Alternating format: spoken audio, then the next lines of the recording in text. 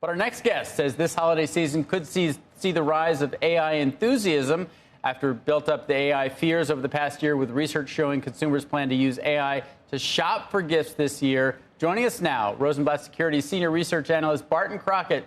Barton, it's great to see you. I want to actually pivot back a little bit to what's happening in the markets, what we've seen particularly earlier this week on the Google, Meta, NVIDIA trade. You were on about a month ago saying that you believe that Alphabet could, or OpenAI could be the next Google. In fact, the market was sort of looking at it as Google could become the next OpenAI, i.e. the leader in the AI space. So how do you read, I mean, Alphabet stock obviously on a tear the past few days. What do you see, and I think you have a neutral rating on Alphabet. How do you look at Alphabet, OpenAI, and NVIDIA? Sure. Look, I do believe that the LLM benchmark horse race is likely to be a horse race. I mean, the amount of capital, the amount of expertise marshaled by the likes of OpenAI, now also by the likes of Meta, suggests that, Gemini 3's win is not likely to be every day's win, that these other guys will come out with releases that are better. We saw some hint of that with Claude and Anthropic. So that's a different world. I mean, you see in LLMs, Google, one of the leaders. In search, they're the dominant player, the only winner.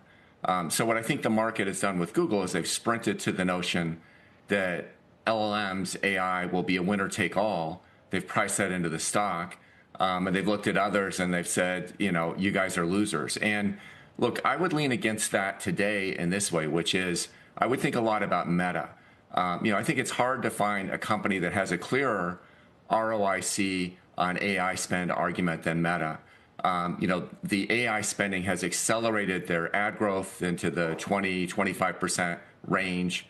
They've talked about $60 billion of annualized recurring revenue from their end-to-end AI performance ad tools.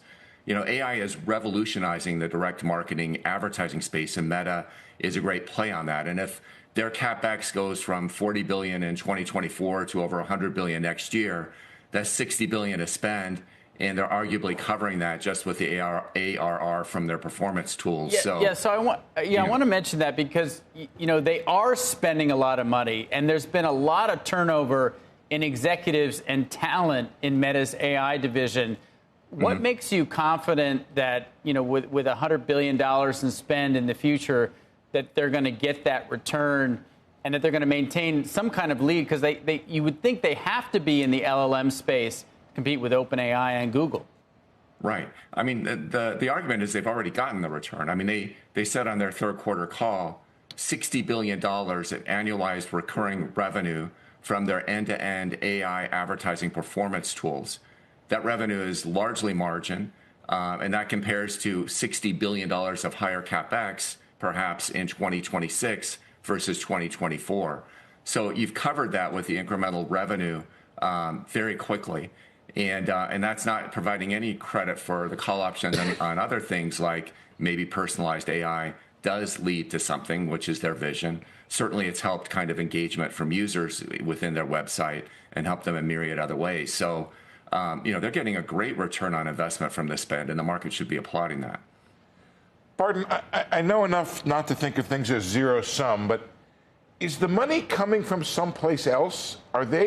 Is this whole technology taking revenue, taking business from another technology, or is it added? In other words, people weren't spending this money before, and now they're going to find ways to spend new money.